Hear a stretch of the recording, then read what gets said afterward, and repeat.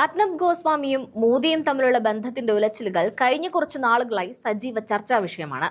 കേന്ദ്ര സർക്കാരിനെതിരെ പരസ്യമായി തന്നെ അർണബ് ശരങ്ങൾ എയ്തുകൊണ്ടിരിക്കുകയാണ്. അർണബിന്റെയും മോദിയുടെയും ബന്ധത്തിന്റെ വിള്ളലുകളെക്കുറിച്ച് പലവിധ വ്യാഖ്യാനങ്ങളും പ്രചരിക്കുന്നുമുണ്ട്.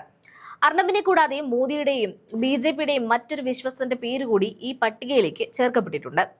ഇന്ത്യൻ മാധ്യമരംഗത്തെയും രാഷ്ട്രീയ വൃത്തങ്ങളെയും ഒരേപോലെ അമ്പരപ്പിച്ചുകൊണ്ടാണ് റിപ്പബ്ലിക് TV മേധാവി അർണബ് ഗോസ്വാമിയും പ്രധാനമന്ത്രിയുടെ ഓഫീസിലെ കരുത്തനായ OST ഹിരൺ ജോഷിയും സൈഡ് ലൈൻ ചെയ്യപ്പെടുന്നു എന്ന വാർത്തകൾ പ്രചരിക്കാൻ തുടങ്ങിയത്.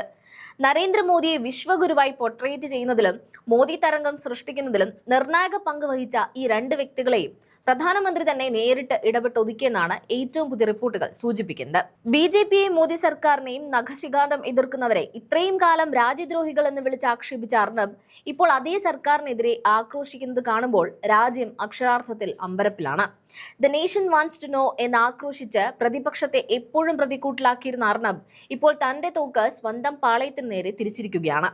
മുസ്ലിം വിരുദ്ധതയും കോൺഗ്രസ് വിരുദ്ധതയും വിറ്റ് റേറ്റിംഗ് ഉണ്ടാക്കിയ അർണബ് പെട്ടെന്നൊരു ദിവസം ജനാധിപത്യവാദിയായി മാറിയതാണോ അതോ ഇതിന് പിന്നിൽ മറ്റു ചില കള്ളക്കളികൾ ഉണ്ടോ എന്നതാണ് രാജ്യം ഇപ്പോൾ ചർച്ച ചെയ്തുകൊണ്ടിരിക്കുന്നത്. ഏറ്റവും പുതിയ വാർത്തകൾ അനുസരിച്ച് അർണബ് ഗോസ്വാമിയെയും ഹിരൺ ജോഷിയെയും മാറ്റി നിർത്താൻ പ്രധാനമന്ത്രി നരേന്ദ്രമോദിക്ക് മേൽ അമേരിക്കയുടെ ശക്തമായ സമ്മർദ്ദം ഉണ്ടായിരുന്നുവെന്നാണ് പുറത്തുവരുന്ന സൂചനകൾ. ഡൊണാൾഡ് ട്രംപിന്റെയും അമേരിക്കൻ ഭരണകൂടത്തിന്റെയും നേരിട്ടുള്ള ആവശ്യപ്രകാരമാണ് ഈ നീക്കമെന്നാണ് അറിയാൻ കഴിയുന്നത്. ഓപ്പറേഷൻ സിന്ദൂറുമായി ബന്ധപ്പെട്ട് അർണബ് ഗോസ്വാമിയും സമൂഹ മാധ്യമങ്ങളും വലിയ ആഹ്ലാദ പ്രചാരണങ്ങൾ ആയിരുന്നു നടത്തിയിരുന്നത്. ഇത് അമേരിക്കയുടെ താൽപര്യങ്ങൾക്ക് വിരുദ്ധമായിരുന്നു. യുദ്ധം അവസാനിപ്പിക്കാൻ അമേരിക്കൻ പ്രസിഡന്റ് നേരിട്ടിടപെട്ടപ്പോൾ അതിനെ ചോദ്യം ചെയ്തുകൊണ്ട് അർണബ് അമേരിക്കൻ പ്രസിഡന്റിനെതിരെ തന്നെ തിരിഞ്ഞതാണ് കാര്യങ്ങൾ വഷളാക്കിയത്. ട്രംപിന്റെ പുതിയ എൻവോയ് സെർജിയോ ഗോർ വഴി ഇന്ത്യക്ക് കൃത്യമായ താക്കീത് ലഭിച്ചതോടെയാണ് മോദി സർക്കാരിന് അർണബിനെ കൈവിടേണ്ടി വന്നത് എന്നാണ് പറയപ്പെടുന്നത്. ഈ നിലപാട് മാറ്റത്തിന് പിന്നിലെ രഹസ്യമായ ചില അജണ്ടകൾ മുൻപും വാർത്തകളിൽ ഇടം പിടിച്ചിരുന്നു. അതിലൊന്നാമത്തേത് അദാനി ഗ്രൂപ്പ് NDTV ഏറ്റെടുത്തതോടെ ഉണ്ടായ ബിസിനസ് തകർച്ചയാണ്. BJP അനുകൂല മാധ്യമങ്ങൾക്കിടയിൽ കുത്തക കൈയടക്കി വെച്ചിരുന്ന അർണബിന് അദാനി വന്നതോടെ ഒന്നാം സ്ഥാനത്ത് നിന്ന് താഴേക്ക് കൂപ്പുകുത്തേണ്ടി വന്നു. അദാനിയെ പോലൊരു വമ്പനോട് നേരിട്ട് ഏറ്റുമുട്ടാൻ കഴിയില്ലെന്ന് ബോധ്യപ്പെട്ട അർണബ് നിഷ്പക്ഷരായ പ്രേക്ഷകരെ പിടിക്കാൻ ഗവൺമെന്റ് വിരുദ്ധ നിലപാട് എന്ന മുഖംമൂടി അണിയാൻ നിർബന്ധിതനായി എന്നാണ് വിലയിരുത്തപ്പെടുന്നത്. രണ്ടാമതായി BJPക്കുള്ളിലെ മാധ്യമ പ്രവർത്തകർക്കിടയിലുള്ള ഈഗോ യുദ്ധവും ഇതിന് കാരണമായി പറയപ്പെടുന്നു. സുധീർ ചൗധരി പോലുള്ളവർക്ക് BJP കേന്ദ്രങ്ങളിൽ ലഭിക്കുന്ന അമിത പ്രാധാന്യം അർണബിനെ ചൊടിപ്പിച്ചിട്ടുണ്ട്. മുൻപ് വിദേശ നേതാക്കൾ ഇന്ത്യയിൽ എത്തുമ്പോൾ ആദ്യം അഭിമുഖം അർണബിനായിരുന്നു നൽകിയിരുന്നത്. എന്നാൽ റഷ്യൻ പ്രസിഡന്റ് പുടിൻ വന്നപ്പോൾ കേന്ദ്ര സർക്കാർ അർണബിനെ ഏഴയലത്തടുപ്പിച്ചില്ല.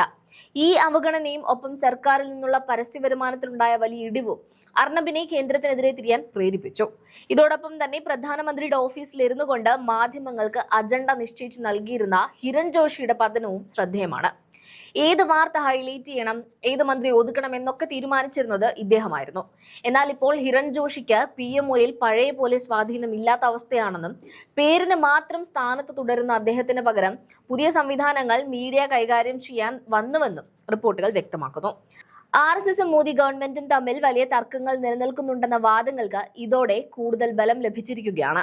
കേരളത്തിൽ BJPക്കുള്ളിലെ സ്ഥാനാർത്ഥി നിർണയത്തിലും മറ്റും RSS സ്വന്തം നിലപാട് ഉറപ്പിച്ചത് ഇതിന്റെ തെളിവായി ചൂണ്ടിക്കാണിക്കപ്പെടുന്നു.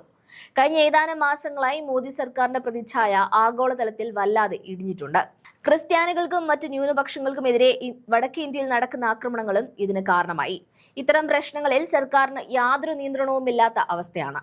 സോഷ്യൽ മീഡിയയും ചില ഗോദി മീഡിയകളും ചേർന്ന് മോദിയെ വിശ്വഗുരുവായി വാഴ്ത്തിയത് അന്താരാഷ്ട്ര തലത്തിൽ തിരിച്ചടിയായി മാറിയെന്ന് പ്രധാനമന്ത്രി തിരിച്ചറിഞ്ഞു കഴിഞ്ഞു. അമേരിക്കയുടെ സാമ്പത്തിക സമ്മർദ്ദത്തിന് വഴങ്ങാതെ ഇന്ത്യക്ക് മുന്നോട്ട് പോകാൻ കഴിയില്ലെന്ന സാഹചര്യവും ഇപ്പോൾ മോദി ഭരണകൂടം ഉണ്ടാക്കിയെടുക്കുന്ന ആരോപണവും രാജ്യത്ത് ശക്തമാണ്. ചുരുക്കത്തിൽ അദാനിയുടെ മാധ്യമ അധിനിവേശത്തിൽ നിന്ന് തന്റെ സാമ്രാജ്യം കാത്തുസൂക്ഷിക്കാനുള്ള ഒരു വാണിജ്യ തന്ത്രവും ഒപ്പം അമേരിക്കൻ സമ്മർദ്ദത്തിന് വഴങ്ങിയുള്ള മോദി സർക്കാരിന്റെ മാറ്റവുമാണ് ഇപ്പോൾ ദൃശ്യമാകുന്നത്.